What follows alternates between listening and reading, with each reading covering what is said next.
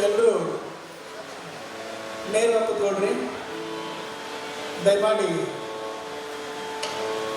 ನಿಮ್ಮೆಲ್ಲರ ಲಕ್ಷ್ಯ ಪೂಜ್ಯ ಗುರುಗಳ ಭಾವಚಿತ್ರದ ಮೇಲೆ ಇರಲಿ. ಅತ್ಯಂತ ನಿಮ್ಮ ಮನಸ್ಸನ್ನು ಕಲಿಸಿದ ಹಾಗೆ ಒಂದು 5 ನಿಮಿಷಗಳವರೆಗೆ ಶಾಂತವಾಗಿ ಕೂತ್ಕೊಳ್ಳಿ. ಪ್ರಾರ್ಥನೆಯ ನಂತರದಲ್ಲಿ ನಾನು ಮುಂದುವರಿತೇನೆ.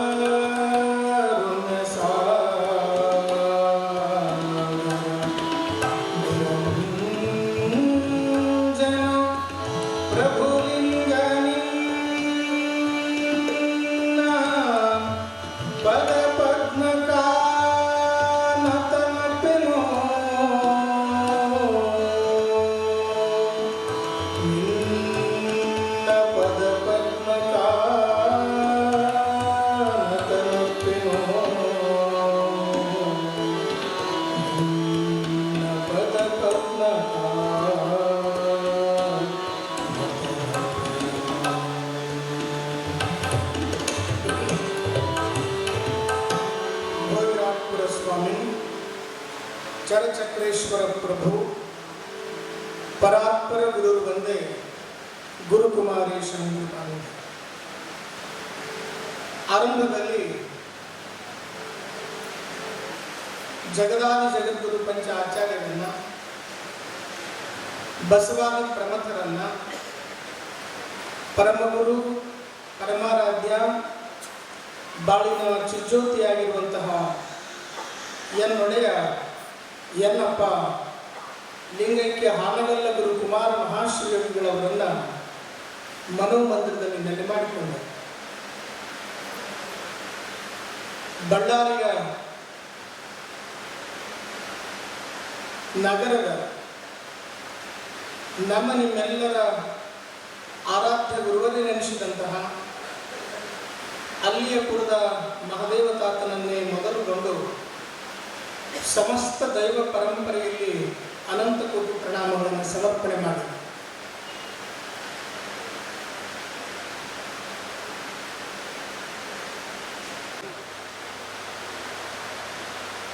ಯುಗಾವತಾರಿ ಪರಮಪೂಜ್ಯ ಶ್ರೀ ಶ್ರೀ ಚರಂತಪ್ಪಜ್ಜ ಮಹಾಸ್ವಾಮಿಗಳ 22ನೇ ಪುಣ್ಯಸ್ಮರಣೋತ್ಸವ ಕಾರ್ಯಕ್ರಮ.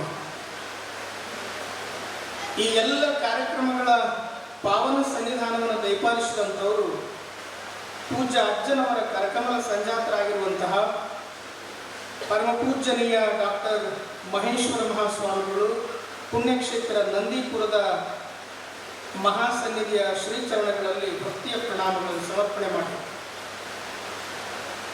ಅಜ್ಜನ ಪುಣ್ಯ ಸ್ಮರಣೋತ್ಸವದ ನಿಮಿತ್ತವಾಗಿ ಅನೇಕ ಕಾರ್ಯಕ್ರಮಗಳನ್ನು ಇಲ್ಲಿ ಆಯೋಜನೆ ಮಾಡಿದ್ದಾರೆ. ಆ ಎಲ್ಲ ಕಾರ್ಯಕ್ರಮಗಳಲ್ಲಿ ಭಾಗವಹಿಸಿ ನಮ್ಮನ್ನೆಲ್ಲ ಹರಸಿ ಆಶೀರ್ವದಿಸುತ್ತಿರುವಂತಹ ಈ ಕಾರ್ಯಕ್ರಮದಲ್ಲಿ ಪಾವನ ಸನ್ನಿಧಾನವನ್ನು ದಯಪಾಲಿಸಿದಂತಹ ಶ್ರೀಮನ್ ನಿರಂಜನ ಪ್ರಣವ ಸ್ವರೂಪ ಕಲ್ಯಾಣ ಸ್ವಾಮಿಗಳು ಪರಮ ಪೂಜ್ಯರ ಶ್ರೀಚರಣಗಳಲ್ಲಿ ಭಕ್ತಿಯ ಪ್ರಣಾಮಗಳನ್ನು ಸಮರ್ಪಣೆ ಮಾಡಿ ಹಾಗೆಯೇ ಹರಗಿನ ಡೋಣಿಯ ಪರಮ ಪೂಜ್ಯರಾದ ಷಟ್ಸ್ಥಲ ಬ್ರಹ್ಮಿ ಸಿದ್ಧಲಿಂಗ ಶಿವಾಚಾರ್ಯ ಅಪ್ಪಂಗಳವರ ಶ್ರೀಚರಣಗಳಲ್ಲಿ ವಂದಿಸಿ ಈ ಕಾರ್ಯಕ್ರಮದಲ್ಲಿ ಉಪಸ್ಥಿತರಿರುವಂತಹ ಪೂಜ್ಯರಾದ ಷಟ್ಸ್ಥಲ ಬ್ರಹ್ಮಿ ಅಜಾತ ಶಂಭುಲಿಂಗ ಶಿವಾಚಾರ್ಯ ಅಪ್ಪಂಗಳವರ ಶ್ರೀಚರಣಗಳಲ್ಲಿ ವಂದಿಸಿ ಹಾಗೆಯೇ ದರೂರಿನ ಪೂಜ್ಯರಾದ ಶ್ರೀಧರಗಡ್ಡಿಯ ಪರಮ ಪೂಜ್ಯರಾದ ಮರಿಕೊಟ್ಟೂರು ದೇಶಿಕೇಂದ್ರ ಸ್ವಾಮೀಜಿಯವರ ಶ್ರೀಚರಣಗಳಲ್ಲಿ ಕೂಡ ವಂದಿಸಿ ಈ ಕಾರ್ಯಕ್ರಮದಲ್ಲಿ ಅವರವರು ಎನ್ನದೇನೆ ಇಲ್ಲಿಯವರೆಗೆ ತಮ್ಮೆಲ್ಲರ ಅಮೂಲ್ಯವಾಗಿರುವಂತಹ ಉಪನ್ಯಾಸವನ್ನು ಕೊಡಮಾಡಿ ಮಹಿಳಾ ಸಬಲೀಕರಣದ ಕುರಿತು ಸುಂದರವಾಗಿ ಮಾತನಾಡಿ ಹೋಗಿರುವಂತಹ ಎಲ್ಲ ತಾಯಂದಿರಲ್ಲಿ ಶರಣರು ಈ ಕಾರ್ಯಕ್ರಮದಲ್ಲಿ ಬಹು ಸುಂದರವಾಗಿ ನಾದ ಮಾಧುರ್ಯವನ್ನು ಅನುಭವಿಸಿದಂತಹ ನಮ್ಮ ಆತ್ಮೀಯ ಕಲಾವಿದರಾದ ದೊಡ್ಡ ಬಸವ ದ್ವಾರಗಳವರೇ, ಯೋಗೀಶ್ ಕುಮಾರ್ ಬಣಗಾರ್ ಅವರೇ, ಈ ಕಾರ್ಯಕ್ರಮದಲ್ಲಿ ಉಪಸ್ಥಿತರಿರುವಂತಹ ಯಾವತ್ತು ನನ್ನ ತಂದೆ ತಾಯಿಗಳೇ, ಬಂಧುಗಳೇ, ಮಾತೆಯರೇ, ಮುದ್ದು ಮಕ್ಕಳೇ, ತಮಗೆಲ್ಲ ಶರಣು ಶಿವಶರಣಾರ್ಥಿ.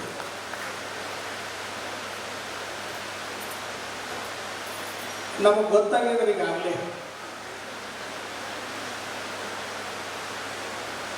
ಯಾರಿಗೂ ಪುಣ್ಯ ಸ್ಮರಣೆ ಇದ್ದು ಯಾರು ಚರಂತಪ್ಪಜ್ಜ ಅಜ್ಜನ ಪುಣ್ಯ ಸ್ಮರಣೋತ್ಸವದ ನಿಮಿತ್ತ ಅಜ್ಜವ್ರು ಎಷ್ಟು ತಲೆ ಓಡಿಸ್ಯಾರ ಅಂತಂದ್ರ ಮೊದಲಿಗೆ ಉಪನ್ಯಾಸಕರನ್ನ ಕೊಟ್ಟ ಮಹಿಳಾ ಸಬಲೀಕರಣ ಅಂತ ಹೇಳಿ ಅವರಿಗೆ ಉಪನ್ಯಾಸ ಕೊಟ್ಟರು. ಬಹುಶಃ ಸಮಯ ಕಡಿಮೆ ಐತಿ ಅಂತ ಅವ್ರು ಚಲೋ ಮಾತಾಡೋದನ್ನು ಬಿಟ್ಟಾರೆ. ಇನ್ನೂ ಏನಾದರೂ ಸಮಯ ಸಾಕಷ್ಟಿತ್ತು ಅಂದ್ರೆ ಬಹಳ ಮನಮುಟ್ಟುವ ಹಾಗೆ ಅವರೆಲ್ಲ ಮಾತಾಡ್ತಿದ್ರು. ಮತ್ತು ಅವ್ರಿಗೆ ಗೌರ್ಮೆಂಟ್ನೊಳಗೆ ಎಷ್ಟು ಪರ್ಸೆಂಟೇಜ್ ಆಗೈತ್ರಿ? ಈಗ 50%. ಅಜ್ಜವ್ರು ಅನ್ನಕತ್ತಿದ್ರು, ಈಗ ಮಹಿಳಾ ಸಬಲೀಕರಣ ಅಂದ್ರೆ ಎಷ್ಟು ಸೂಕ್ತ ಆಗುತ್ತೋ ಏನೋ ಗೊತ್ತಿಲ್ಲ, ಪುರುಷ ಸಬಲೀಕರಣ ಅಂದ್ರೆ ಚಲೋ ರೀತಿಯ ಅಂದ್ರೆ ಅಷ್ಟರ ಮಟ್ಟಿಗೆ ನಮ್ಮದು ಎಲ್ಲಿಗೆ ಬಂದದ ಅಂತ ಕೇಳಿದ್ರ ಸಮಾನತೆಗೆ ಬಂದು ನಿಂತೀವಿ. ಸಮಾನತೆಗೆ ಬಂದು ನಿಂತೀವಿ. ಬಹಳ ಸುಂದರವಾಗಿ ನಮ್ಮಮ್ಮವರು ಮಾತಾಡ್ತಿದ್ರು. ಉಪನ್ಯಾಸ ಕೊಡಬೇಕಾದ್ರೆ ಮಹಿಳೆಯ ಬಗ್ಗೆ ಬಹಳ ಸುಂದರವಾಗಿ ಮಾತನಾಡಿದ್ರು. ನಾ ಬಹಳ ಜಾಸ್ತಿ ಮಾತಾಡಕ್ಕೆ ಹೋಗಂಗಿಲ್ಲ. ಈಗಾಗಲೇ ಸಮಯ 8:48 ಆಗಿದೆ. ಅವರು ಅಕ್ಕವರು ಸಭಾ ನಿರೂಪಣೆ ಮಾಡೋರು ಹೆಣ್ಮಕ್ಳು. ಅವರೆಲ್ಲರಿಗೂ 20 ಮಿನಿಟ್ಸ್ ಹಿಂದೆ ಬೆಲ್ ಇರ್ತದೆ. ಅಂದ್ರೆ T20 ಆಟ ಆಡಿ ಹೋಗ್ಬೇಕು. ನೀನೀಗ ಟೆಸ್ಟ್ ಮ್ಯಾಚ್ ಆಡಂಗಿಲ್ಲ. ಈಗ 2020 ಆಡಿ ಹೋಗ್ಬೇಕು ಹೊರತು ಟೆಸ್ಟಿಂಗ್ ಮ್ಯಾಚಿಗೆ ಇಲ್ಲಿ ಅವಕಾಶ ಇಲ್ಲ. ಏನು ಕಾರ್ಯಕ್ರಮ ಯಾವುದ್ರ ಬಗ್ಗೆ ಮಾತಾಡಬೇಕು? ನಾನು ಹೆಣ್ಮಕ್ಳ ಬಗ್ಗೆ ಮಾತಾಡಬೇಕು. 540 ಸುಮಾರು 525 ಪುಸ್ತಕಗಳನ್ನು ಹೊರತಂದಿರುವಂಥ ಪಾಟೀಲರ ಬಗ್ಗೆ ಮಾತನಾಡಬೇಕು, ಅಥವಾ ಇಲ್ಲೆಲ್ಲ ಮಹಿಳೆಯರನ್ನ ಮ್ಯಾಲ ಕುಂದಿರಿಸಿಕೊಂಡು ಬರೀ ಮಾತಿನಲ್ಲಿ ತೋರಿಸೋದಲ್ಲ, ಕೃತಿಯಲ್ಲಿ ನಾನು ತಂದೀನಿ ಅಂತ ತಿಳ್ಕೊಂಡು ಚರಂತಪ್ಪಜ್ಜನ ಬಗ್ಗೆ ಮಾತಾಡಬೇಕು, ಯಾವುದ್ರ ಬಗ್ಗೆ ಮಾತಾಡಬೇಕು? ಒಂದಿಷ್ಟು ಗೊಂದಲ. ಆದ್ರೆ ಬಿಡಂಗಿಲ್ಲ, ಎಲ್ಲದನ್ನೂ ಸ್ವಲ್ಪ ಮಾತಾಡಲೇಬೇಕು. ಈಗ 8:48 ಮಾತಾಡ್ಕೊಂತ ಆ್ಯಕ್ಚುಲಿ ಹೇಳ್ಬೇಕಂದ್ರೆ ಎಲ್ಲ ಟೈಮ್ ನನಗೆ ಕೊಡ್ಬೇಕು.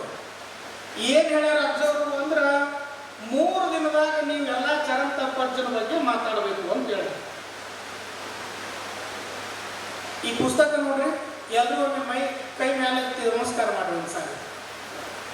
ಎಲ್ಲರೂ ದಯಮಾಡಿ ರಾಜಕಾರಣಿಗಳು ಮಾಡಿದಂಗೆ ಮಾಡಬೇಕು. 2 ಕೈ ಮೇಲೆ ಎತ್ತಿ, 2 ಕೈ ಮೇಲೆ ಎತ್ತಿ ಒಂದು ನಮಸ್ಕಾರ ಮಾಡ್ರಿ. ಒಮ್ಮೆ ಜೋರಾಗಿ ಜೈಕಾರ ಹಾಕ್ರಿ. ಚರಂತೇಶ್ವರ ಮಹಾರಾಜ ಕಿ, ಚರಂತೇಶ್ವರ ಮಹಾರಾಜ ಕಿ, ಅನ್ಲಾರದವ್ರ ಮಹಾರಾಜ ಕಿ. ನನಗೆ ಗೊತ್ತಂದ್ರೆ ನಿಮ್ಗೆ ಹೆಂಗೆ ತಗೊಂಡ್ಬರ್ಬೇಕಂತ. ಇಷ್ಟು ದೊಡ್ಡ ಪುಸ್ತಕನ 3 ದಿನದಾಗ ನಾ ಹೆಂಗೆ ಹೇಳ್ಬೇಕ್ರಿ? ಇದೊಂದು ಕಷ್ಟ ಸಾಧ್ಯದ ಕೆಲಸ. ಅದಕ್ಕೆ ಆದರೂ ಕೂಡ ಪ್ರಯತ್ನ ಮಾಡಿ ಹೇಳುವಂಥ ಕೆಲಸ ನಾನು ಮಾಡಬಲ್ಲೆ. ಅದ್ಭುತವಾಗಿ ಬರೆದಾರವರು. ಅವ್ರ ಹೆಸರು SV ಪಾಟೀಲ್ ಅಂತ. ಅವ್ರ ಹೆಸರೇನ್ರಿ ಬರೆದವ್ರದು? SV ಪಾಟೀಲ್, ಗುಂಡೂರು ಅಂತ ಹೇಳಿ. ಏನಾದರೂ ಕೆಲಸ ಹೇಳಿದ ತಕ್ಷಣ ನಾ ಮಾಡ್ತೀನೋ ಇಲ್ಲೋ ಅನ್ನೋದಕ್ಕೆ 2 ಶಬ್ದ ಅದಾವ ನಮ್ಮಲ್ಲಿ. ಒಂದನೇದು ಆಗುತ್ತಾ ಅಥವಾ ಇಲ್ಲ, 2 ಅದಾವಲ್ರಿ. ಏನಾರ ಒಂದು ಕೆಲಸ ನಿಮ್ಮಿಂದ ಆಗುತ್ತೇನೋ ಅಂತ ಕೇಳಿದ್ರೆ ನಾವು 2 ಮಾತುಗಳನ್ನು ಹೇಳ್ತೀವಿ. ಒಂದು ನೋ ಅಥವಾ ಎಸ್. ಹಂಗ 525 ಕೃತಿಗಳನ್ನ ಬರೆಯೋದಕ್ಕಾಗುತ್ತೋ ಇಲ್ಲೋ ಅಂತ ಕೇಳಿದ್ರೆ ನೋ ಅಂದಿಲ್ಲ, ಎಸ್ ಅಂದವ್ರು ಎಸ್ ಮಾಡಿ. ಅಂಥವರಿಗೆ ಈ ಮಹಾತ್ಮನ ಕುರಿತು ಬರೆಯುವಂತಹ ಒಂದು ಪುಣ್ಯ ಪ್ರಸಂಗ ಬಂದಿದ್ದು ಬಹಳ ಅದ್ಭುತ. ಹೆಸರು ಬಹಳ ಚಂದ ಇಟ್ಟಾರೆ. ಅದಕ್ಕ ಏನಂತಿಟ್ಟಾರ? ನಡೆದಾಡುವ ದೇವಿ.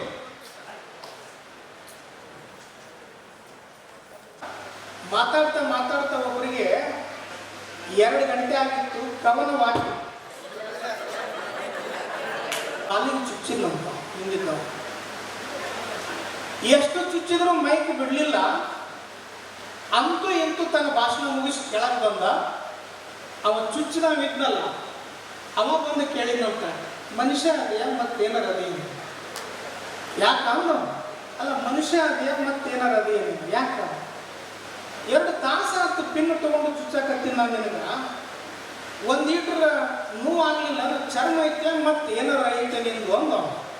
ಅವಾಗ ಕೇಳ್ದ, ನೀ ಯಾವ ಕಾಲಿಗೆ ಚುಚ್ಚಿನಿ ಅಂತ ಕೇಳ್ದ. ನಾ ಬಲಗಾಲಿಗೆ ಚುಚ್ಚಿನಿ ಅಂತವ.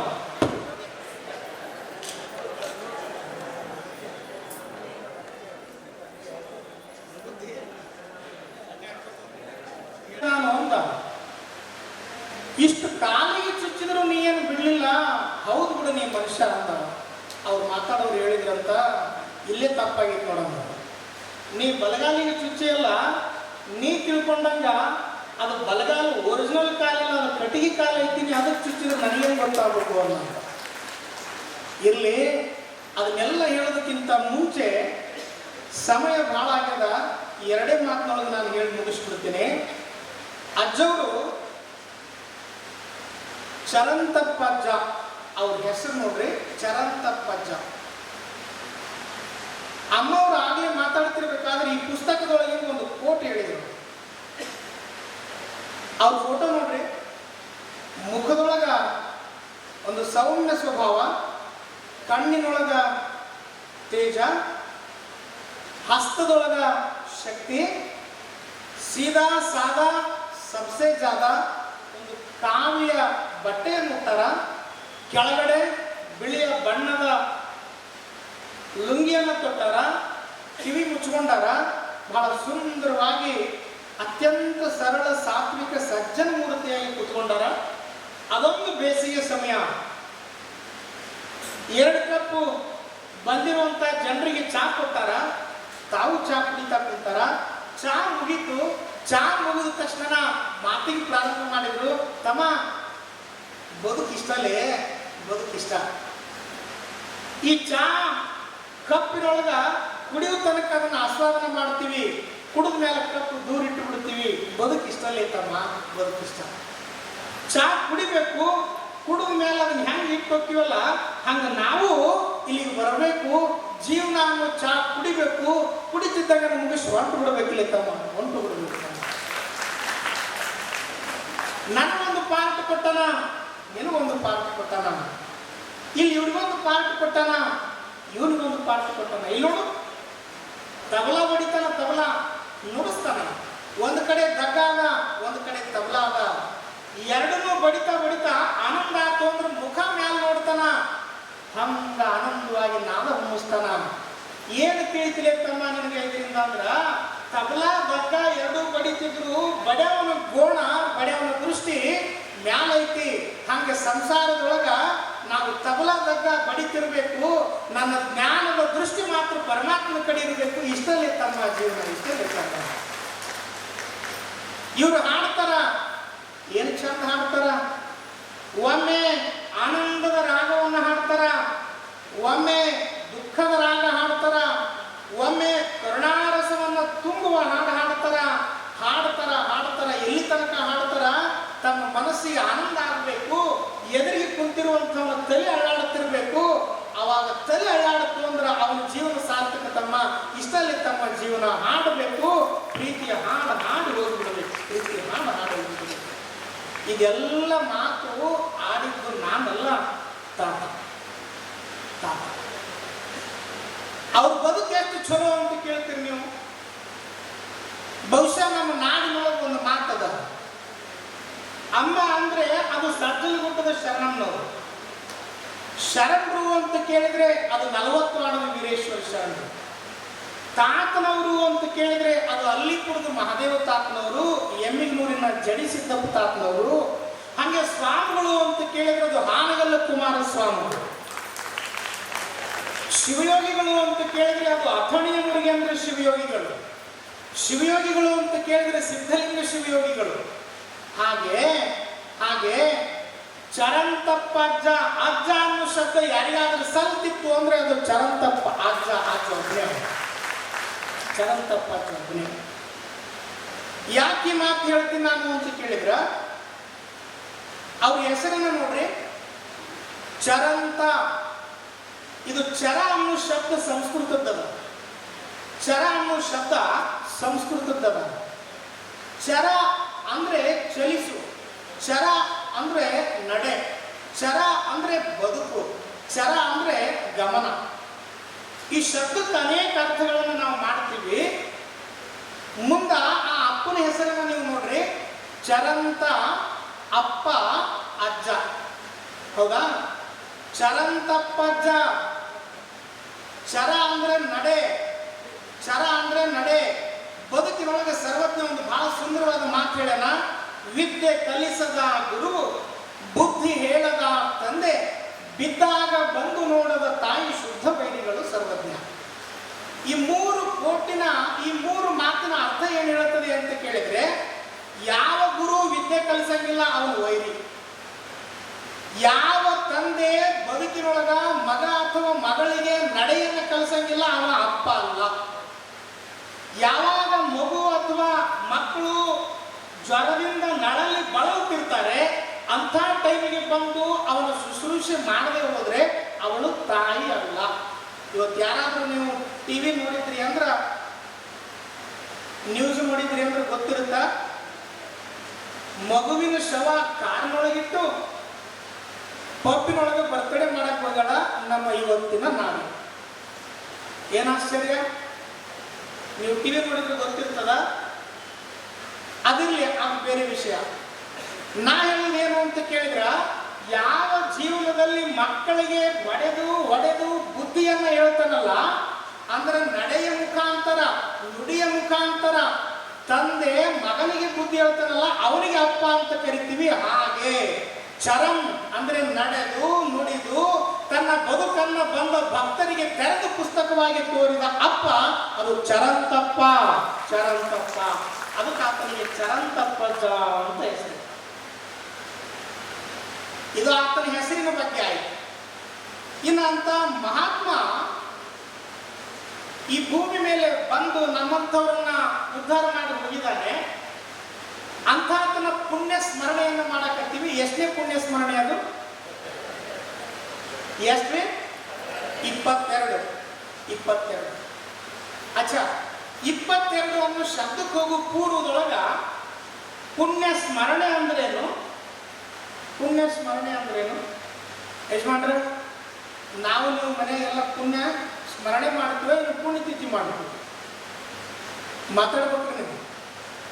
ಏನು ಮಾಡ್ತೀರಿ? ಪುಣ್ಯ ತಿಥಿ ಮಾಡ್ತೀವಿ.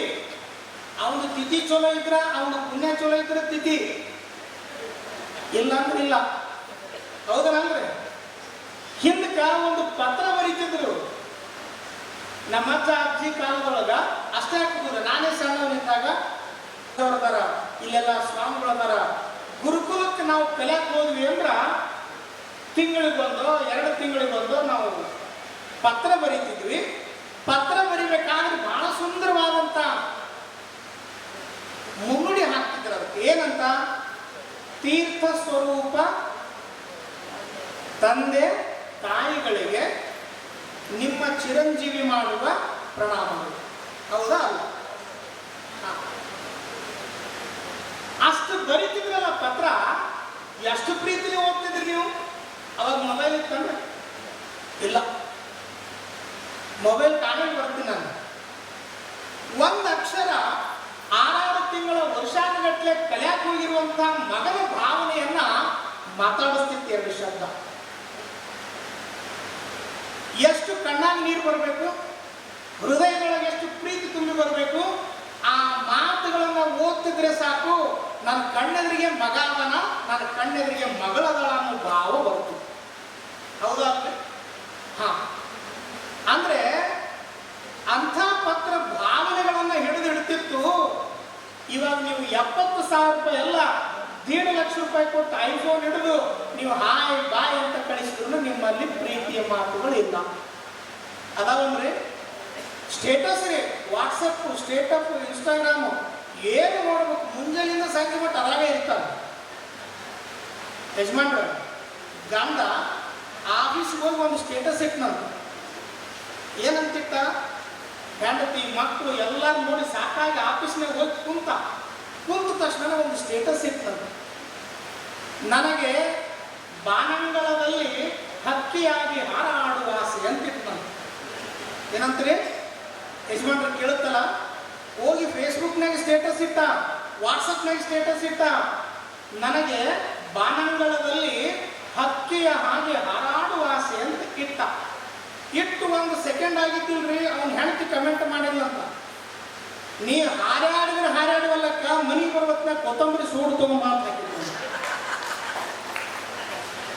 ಎಲ್ಲಿಗೆ ಬಂದು ಹಾಕ್ತಿದ ನಮಗೂ ಹಣೆ ಬರ ಸ್ಮರಣೆ, ಪುಣ್ಯ ಸ್ಮರಣೆ. ಅದು ಚರಣ್ ತಪ್ಪಜ್ಜನವ್ರ ಪುಣ್ಯ ಸ್ಮರಣೆ. ಇನ್ನ ಎಷ್ಟನೇ ಪುಣ್ಯ ಸ್ಮರಣೆ? 22. ಈ ಶಬ್ದನು ಸ್ವಲ್ಪ ಬಿಡಿಸ್ಬೇಕು ನೀವೆಲ್ಲ. ಸರ್ವಜ್ಞ ಅಂತ ಬರ್ತದೆ. 2 ಅನ್ನೋ ಶಬ್ದ ಹೇಳಿದ್ನಲ್ಲ, ಯಾವ 2 ಅಕ್ಷರ? ಅಖಂಡ ಜೀವನವನ್ನು ಒಮ್ಮೆ ಕಣ್ಣಾರೆ ಕಣ್ ತೆಗೆದು ನೋಡ್ಬಿಟ್ರಿ ಅಂದ್ರ 2 ಅಕ್ಷರ. ಯಾವುದದು? ಜೀವ ಎಂಬೆರಡು ಅಕ್ಷರದವನು ಭೂಮಿ ಎಂಬೆರಡು ಅಕ್ಷರಕ್ಕೆ ಬರುವಾಗ ತಂದೆ ತಾಯಿ ಎಂಬೆರಡು ಅಕ್ಷರವ ಪಿಡಿದು ಗರ್ಭ ಎಂಬೆರಡು ಅಕ್ಷರದಲ್ಲಿ ಬಂದು ಶಿಶು ಎಂಬೆರಡು ಅಕ್ಷರದವನಾಗಿ, ಲಕ್ಷ ಕೊಡ್ರಿ, ಶಿಶು ಎಂಬೆರಡು ಅಕ್ಷರದವನಾಗಿ ಬಾಲ್ಯ ಎಂಬೆರಡು ಅಕ್ಷರಕ್ಕೆ ಪಾದಾರ್ಪಣೆ ಮಾಡಿ ಅಮ್ಮ ಅಪ್ಪ ಅಣ್ಣ ತಂಗಿ ಅಕ್ಕ ಎಂಬೆರಡು ಅಕ್ಷರವನ್ನು ನುಡಿದು ಶಾಲೆ ಎಂಬೆರಡು ಅಕ್ಷರಕ್ಕೆ ಹೋಗಿ ಗುರು ಎಂಬೆರಡು ಅಕ್ಷರಕ್ಕೆ ಬಾಗಿ ವಿದ್ಯೆ ಎಂಬೆರಡು ಅಕ್ಷರವ ಕಲಿತು ಪ್ರಾಯ ಎಂಬೆರಡು ಅಕ್ಷರಕ್ಕೆ ಬಂದು ಕರ್ಮ ಎಂಬೆರಡು ಅಕ್ಷರವ ಮಾಡಿ ಹಣ ಎಂಬೆರಡು ಅಕ್ಷರದ ಗಳಿಸಿ ಮೋಹ ಎಂಬೆರಡು ಅಕ್ಷರದ ಬಂಧನಕ್ಕೊಳಗಾಗಿ ಲಗ್ನ ಎಂಬೆರಡು ಅಕ್ಷರದವನಾಗಿ ಸತಿ ಪತಿ ಎಂಬೆರಡು ಅಕ್ಷರದ ಪಟ್ಟ ಪಡೆದು ಸುತಾಸುತೆ ಎಂಬೆರಡು ಅಕ್ಷರದ ಫಲ ಪಡೆದು ಮುಪ್ಪು ಎಂಬೆರಡು ಅಕ್ಷರಕ್ಕೆ ಬಂದು ನಂದಿ ಈಶಾ ಕೃಷ್ಣ ಬುದ್ಧ ಎಂಬೆರಡು ಅಕ್ಷರವನ್ನು ನುಡಿದು ಈ ಜೀವ ಎಂಬೆರಡು ಅಕ್ಷರದವನು ದೇವ ಎಂಬೆರಡು ಅಕ್ಷರದಲ್ಲಿ ಹೋಗಲು ಗುರು ಎಂಬೆರಡು ಅಕ್ಷರದ ಪಾದಕ್ಕೆ ಬಿದ್ದರೆ ಮಾತ್ರ ಸಾಧ್ಯ. ಇದೇ 2 ಅಕ್ಷರ. ಅಂಥ 2 ಅಕ್ಷರವನ್ನ ಸಂಪೂರ್ಣವಾಗಿ ನಡೆದು ನುಡಿದು ಚರಂತ ಚರಿಸಿದಂಥ ಮಹಾಮಹಿಮಾಶಾಲಿ ಅಂದ್ರೆ ಅದು ಚರಂತ ಪದ್ಯ. ಚರಂತ ಅದು ಕಾಂತ ಮಹಾತ್ಮನ 22ನೆಯ ಪುಣ್ಯಸ್ಮರಣೋತ್ಸವ.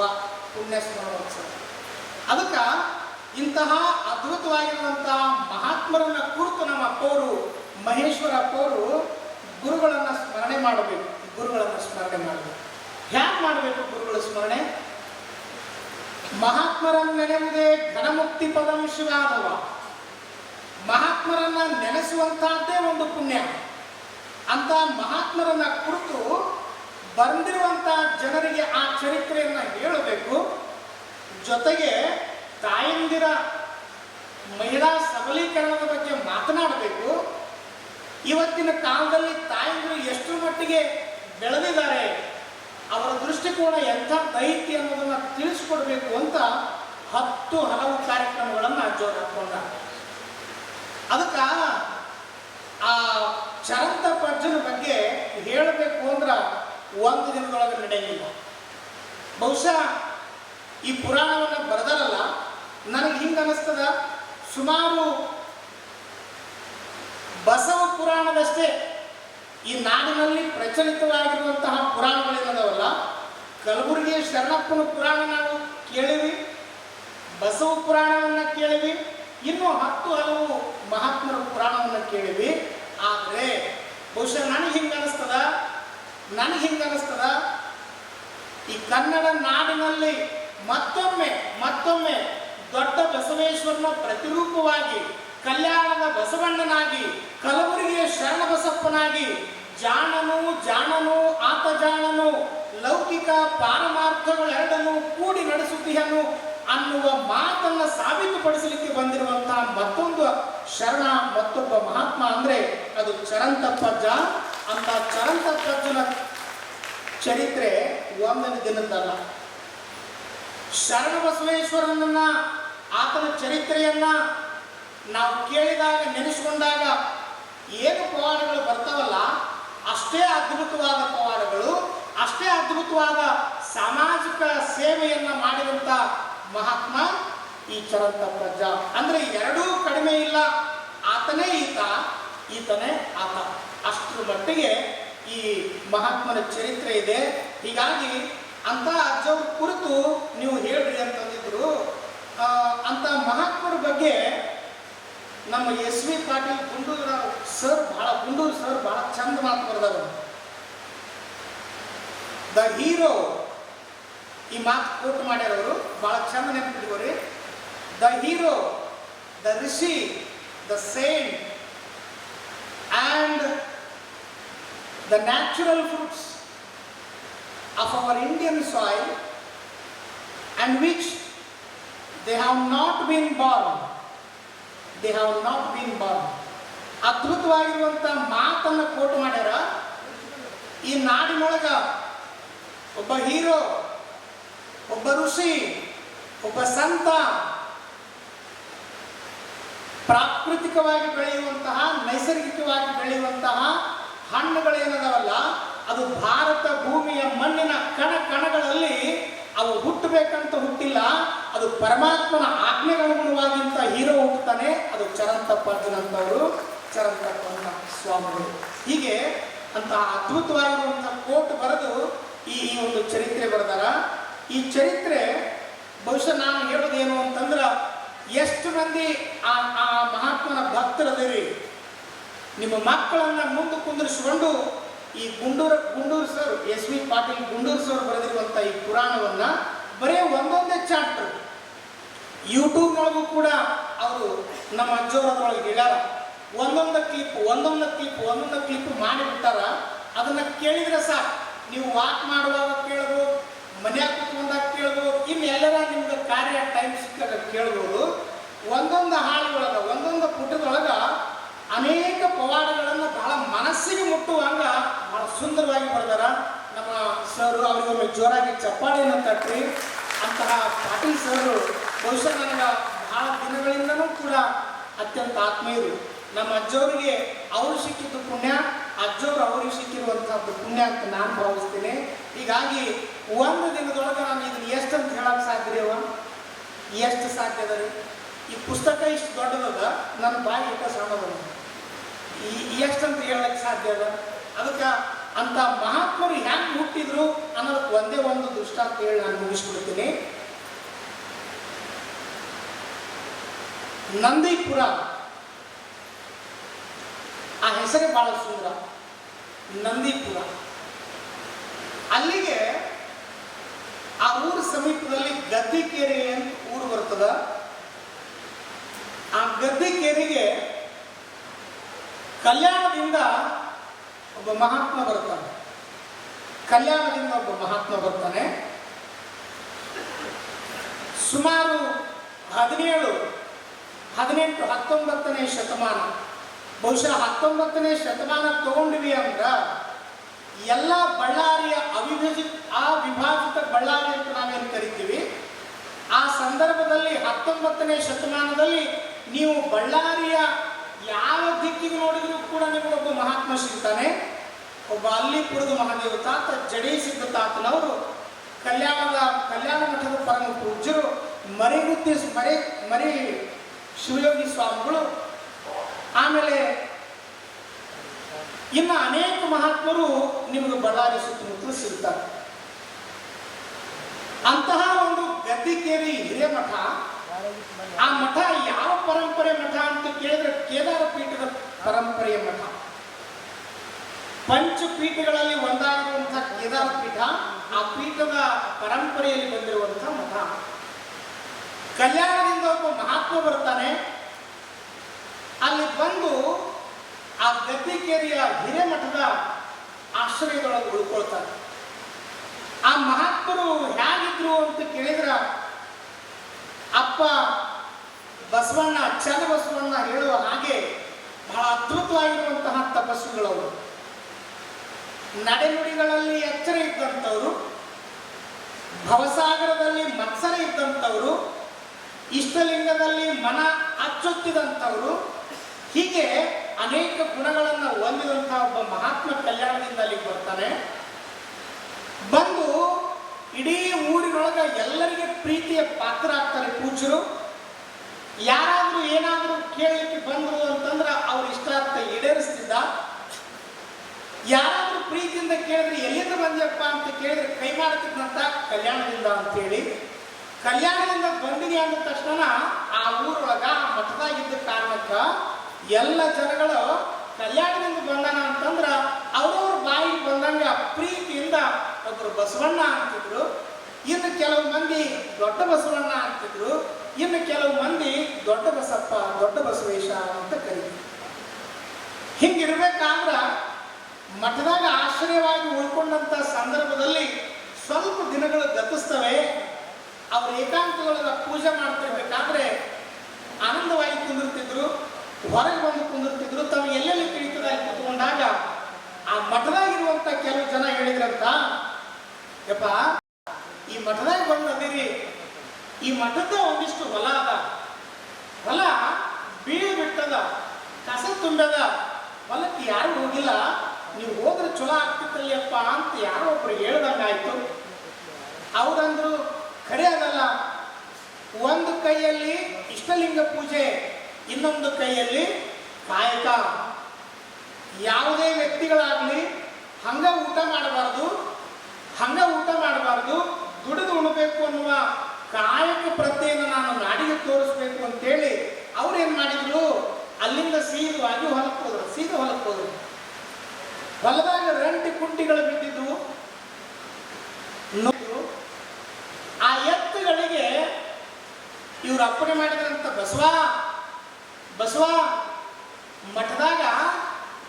ಮಠದಾಗಿನವರು ಹೊಲಕ್ಕೆ ಹೋಗಿ ಕೆಲಸ ಮಾಡಂದ್ರೆ ಕಸ ತೆಗೆದೈತೆ ಬರ್ರು ಅಂತ ಕರೆದ್ರ ಅದ್ಭುತವಾಗಿರುವಂತ ಆಳೆತ್ತರಿನ 2 ನಾಗರ ಹಾವುಗಳು ಅಲ್ಲಿ ಓಡಿ ಬಂದು ತೆವಳ್ತಾ ಬಂದು, ನಾವು ಹೊಲ ಸ್ವಚ್ಛ ಮಾಡ್ಬೇಕಾಗಿತ್ತಪ್ಪ, ಶರೀರವಂತೆಂಬ ಹೊಲನ ಹಸನು ಮಾಡ್ಬೇಕ್ರಿಪ್ಪ, ಇಲ್ಲಿ ಭೂಮಿನೂ ಹಸನು ಮಾಡಬೇಕು, ಕಟ್ಟುತ್ತೀನಿ ಅಂತ ಕೇಳಿದ್ರ ಹಗ್ಗದ ರೂಪದೊಳಗ 2 ನಾಗರ ಹಾವುಗಳು ಆ ಹಗ್ಗದ ರೂಪದೊಳಗ ನಗಕ್ಕ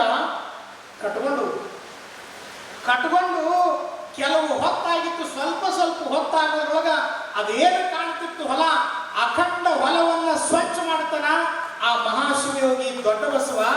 ಹಾವು ಹಗ್ಗ ಆಗ್ಯದ, ಎತ್ತುಗಳು ಕುತ್ತಿಗೆಯನ್ನು ಕೊಟ್ಟು ನಗಕ್ಕ ಹೊಲ ಹಸನು ಮಾಡ್ಯಾವ. ಇದನ್ನೆಲ್ಲ ನೋಡಿದಂತ ಮಹಾತ್ಮರು ಅಲ್ಲೆಲ್ಲ ಇರುವಂತ ಜನಗಳು ಗಾಬರಿ ಆಗ್ತಾರ. ಇಷ್ಟು ಹೊಲ ಹೆಂಗ ಸ್ವಚ್ಛ ಮಾಡಿದ, ನಾಗರ ಹಾವುಗಳು ಹೆಂಗ ಹಗ್ಗ ಆದವು, ಎಲ್ಲ ಇರುವ ಎತ್ತುಗಳು ಹೆಂಗ್ ಬಂದು ಅಂತ ತಿಳ್ಕೊಂಡು ಆ ಜನಗಳಿಗೆ ಆಶ್ಚರ್ಯ ಆಗುತ್ತಾ, ಕೈ ಮುಗಿತಾರ. ಯಪ್ಪ, ನೀನು ಬರೇ ಬಸವಣ್ಣಲ್ಲ, ಬರೇ ದೊಡ್ಡ ಬಸವಣ್ಣಲ್ಲ, ಕಲ್ಯಾಣದ ಅಣ್ಣನ ಸ್ವರೂಪನಾಗಿ ಬಂದಿರುವಂತ ಬಸವಣ್ಣದೆಯಪ್ಪ, ನೀನು ಗುರು ದೊಡ್ಡ ಬಸವೇಶ, ದೊಡ್ಡ ಬಸವೇಶ ಅಂತ ತಿಳ್ಕೊಂಡು ಹೆಸರಿಟ್ಟು ಅಲ್ಲಿ ಗದ್ದಿಕೇರಿಯ ಶ್ರೀ ಗುರು ದೊಡ್ಡ ಬಸವೇಶ್ವರರು. ಸಾಮಾನ್ಯವಾಗಿ ಕೊಟ್ಟೂರಿನ ಸುತ್ತಮುತ್ತಲ ಇರುವಂತ ಪಂಚಗಣಾಧೀಶ್ವರರು ಅಂತ ನಾವೇನು ಕರಿತೀವಿ. ಕೊಟ್ಟೂರಿನ ಕೊಟ್ಟೂರು ಬಸವೇಶ್ವರರು, ಕೋಲಶಾಂತಯ್ಯನವರು,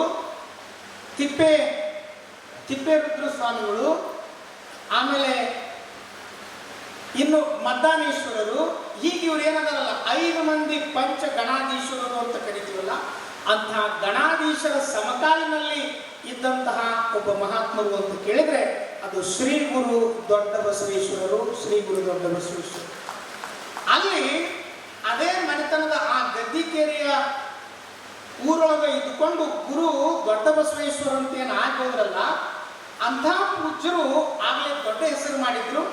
ಕೆಲವು ಕಾಲ ಗತಿಸಿದ ಮೇಲೆ ಲಿಂಗೈಕ್ಯರಾಗುವಂಥ ಪ್ರಸಂಗ ಬರ್ತದೆ. ಲಿಂಗೈಕ್ಯರಾಗುವಂಥ ಪ್ರಸಂಗ ಬಂದಾಗ ಇಡೀ 3 ಜನ ಕಣ್ಣೀರಿಡುತ್ತಾರೆ. ಯಪ್ಪ, ನಮ್ಮೂರಿಗೆ ಪರಮಾತ್ಮನ ಸ್ವರೂಪರಾಗಿ ಬಂದಿದ್ರಿ, ನಮ್ಮ ಕಷ್ಟ ಸುಖಗಳಿಗೆ ಪಾಲುಗಾರರಾಗಿದ್ರಿ, ನೀವು ಏಕಾಏಕಿ ನಾವು ಬಿಟ್ಟು ಹೋಗ್ತೀವಿ ಅಂದ್ರೆ ಹೆಂಗಪ್ಪ ಅಂತ ತಿಳ್ಕೊಂಡಂದಾಗ ಅವ್ರು ಹೇಳ್ತಾರ, ನಾನು ಇಚ್ಛಾಮರಣಿ ಅದನಿ, ಪರಮಾತ್ಮನ ಅಪ್ಪಣೆ ಆಗ್ಯದ, ನಾ ಹೋಗ್ಬೇಕು, ಅದಕ್ಕೆ ಇಡೀ 3 ಜನರೆಲ್ಲ ಬರಿ ಅಂತ ತಿಳ್ಕೊಂಡು ಸಮೀಪ ಕುಂದ್ರಿಸ್ಕೊಂಡು ಒಂದು ಕೊನೆಯ ಮಾತನ್ನು ಹೇಳ್ತಾರ, ನೀವು ಯಾರು ಚಿಂತೆ ಮಾಡಬೇಕಾಗಿಲ್ಲ, ನೀವು ಯಾರು ಚಿಂತೆ ಮಾಡಬೇಡ್ರಿ, ನಾನು ನೀವು ಸಿದ್ಧ ಮಾಡಿದಂತಹ ಸಮಾಧಿಯೊಳಗೆ ಹೋಗ್ತೀನಿ, ಲಿಂಗ ಪೂಜೆಯನ್ನ ಮಾಡ್ತಾ ಮಾಡ್ತಾ ಆನಂದವಾಗಿ ಲಿಂಗ ಸಮಾಧಿಸ್ಥನಾಗ್ತೀನಿ, ನೀವು ನನ್ನ ಬಗ್ಗೆ ಚಿಂತೆ ಮಾಡಬೇಡ್ರಿ, ನಾ ಸದಾಕಾಲ ನಿಮ್ಮೊಂದಿಗೆ ಅದೀನಿ ಅಂತ ತಿಳ್ಕೊಂಡು ಮಾತು ಹೇಳಿದ್ರು. ಯಾವಾಗ ಈ ಮಾತು ಹೇಳಿದ್ರಲ್ಲ, ಒಂದಿಷ್ಟು ಜನರಿಗೆ ದುಃಖ, ಒಂದಿಷ್ಟು ಜನರಿಗೆ ಕಷ್ಟ, ಅಳತಿದ್ರು, ದುಃಖ ಮಾಡ್ತಿದ್ರು. ಯಪ್ಪ, ನೀವು ಬಿಟ್ಟು ಹೋಗ್ಬೇಡ್ರಿ, ನೀವು ಈ ಮಾತು ಹೇಳಿದ್ರೆ ನಮಗೆ ತಡ್ಕೊಳಕ್ ಆಗಂಗಿಲ್ಲ ಅಂತ ಕಣ್ಣೀರು ಇಡ್ತಿರ್ಬೇಕಾದ್ರೆ ಆ ಜನರ ಮಧ್ಯದೊಳಗ ಒಬ್ಬ ಮುದುಕಿದ್ದ, ಬಹಳ ಜಾಣಿದ್ದ. ಆತ ಕೇಳ್ದ, ಯಪ್ಪ, ನಾನು ನಿಮ್ಮಿಂದಿರ್ತೀನಿ ಅಂತ ಹೇಳ್ತಿದ್ದಿ, ಅದೇ ಇರ್ತೀನಿ, ನೀವು ನಮ್ಮ ಕಣ್ಣಿಗೆ ಕಾಣುವಂಗ ಒಳಗೆ ಹೋಗಿ ಕುಂದ್ರಾಕತ್ತೀವಿ, ನಾ ಇರ್ತೀನಿ ಅಂತ ಹೇಳ್ತೀನಿ, ಹೆಂಗ ಸಾಧ್ಯ ಅಂತ ಪ್ರಶ್ನೆ ಮಾಡ್ದ. ಅವಾಗ ಬಹಳ ಸುಂದರವಾಗಿ ಹೇಳ್ತಾನ ಆತ, ಅಜ್ಜ ಬಹಳ ಸುಂದರವಾಗಿ ಮಾತು ಹೇಳ್ತಾನ. ಏನು ಅಂತ ಕೇಳಿದ್ರ, ಇಲ್ಲಿ ನೋಡು, ಈ ಗದ್ದಿಕೇರಿಯ ಮಠದ ಪರಂಪರೆಯೊಳಗೆ ನಾ ಏನು ಬಂದಿನಲ್ಲ, ಇದೇ ಪರಂಪರೆಯೊಳಗೆ ಮುಂದ ನಾನು ಇಲ್ಲಿಯ ತನಕ ಸನ್ಯಾಸ ಜೀವನವನ್ನ ಸಾಗಿಸಿದ್ದೀನಿ. ಮುಂದೆ ಯಾವ ರೂಪದೊಳಗೆ ಬರ್ತೀನಿ ಅಂತ ಕೇಳಿದ್ರ, ಸಂಸಾರಿಕನಾಗಿ ಈ ಭೂಮಿಯೊಳಗೆ ಇರುವಂತಹ ಎಲ್ಲ ಸಂಸಾರಸ್ಥರಿಗೂ ಸನ್ಯಾಸಿಗಳಿಗೂ ಯೋಗ್ಯವಾದಂತಹ ದಾರಿಯನ್ನು ತೋರಿಸುವುದಕ್ಕ ಇದೇ ವಂಶದಲ್ಲಿ ಹುಟ್ಟಿ ಬರ್ತೀನಿ, ಅದು ಚರಂತಪ್ಪನ ರೂಪದೊಳಗ ಅಂತ ತಿಳ್ಕೊಂಡು ಗುರುಗಳು ಅಪ್ಪಣೆ ಕೊಡುತ್ತಾರೆ. ಆ ಗುರು ದೊಡ್ಡ ಬಸವೇಶ್ವರರ ಪ್ರತಿರೂಪನೇ ನಮ್ಮ ಗುರು ಚರಂತಪ್ಪ ಅನ್ನೋದನ್ನು ನಾವೆಲ್ಲ ಬಹಳ ಗಮನದಲ್ಲಿ ಇಟ್ಕೋಬೇಕು. ಅಂತಹ ಆ ಗುರು ಚರಂತಪ್ಪ ಅಂದ್ರೆ ಬೇರೆ ಅಲ್ಲ, ಗದ್ದಿಕೇರಿಯ ಹಿರಿಯ ಮಠದ ಅತ್ಯಂತ ಪ್ರಭಾವಶಾಲಿಯಾಗಿರುವಂತಹ ಶಿವಯೋಗಿ ಗುರು ದೊಡ್ಡ ಬಸವೇಶ್ವರ ಅಂದ್ರೆ ಬೇರೆ ಅಲ್ಲ, ಅವರ ಅಪರಾವತಾರಿಗಳೇ ಇವರು ಅನ್ನುವಂಥ ಮಾತನ್ನ ಈ ಸಂದರ್ಭದಲ್ಲಿ ಹೇಳ್ತಾ, ಅಂಥ ಪೂಜ್ಯರು ಇವರು ನಿಮ್ಮಂಗೆ ಹುಟ್ಟಂಗಿಲ್ಲ, ಅವ್ರ ಹುಟ್ಟೆ ಒಂದು ಆಶ್ಚರ್ಯ, ಅವ್ರ ಹುಟ್ಟೆ ಒಂದು ಅದ್ಭುತ. ಅವ್ರು ಹೇಳ್ತಾರೆ, ಒಂದು ಕಡೆ ಉಳಿಲಿಂಗ ಪ್ರತಿಗಳು ಹೇಳ್ತಾರೆ, ಲೋಕದಂತೆ ಬಾರರು, ಲೋಕದಂತೆ ಇರರು, ಜ್ಞಾನದಂತೆ ಬಪ್ಪರು, ಪುಣ್ಯದಂತೆ ಇಪ್ಪರು, ಮುಕ್ತಿಯಂತೆ ಹೋಗರು ನಮ್ಮ ಶರಣರು.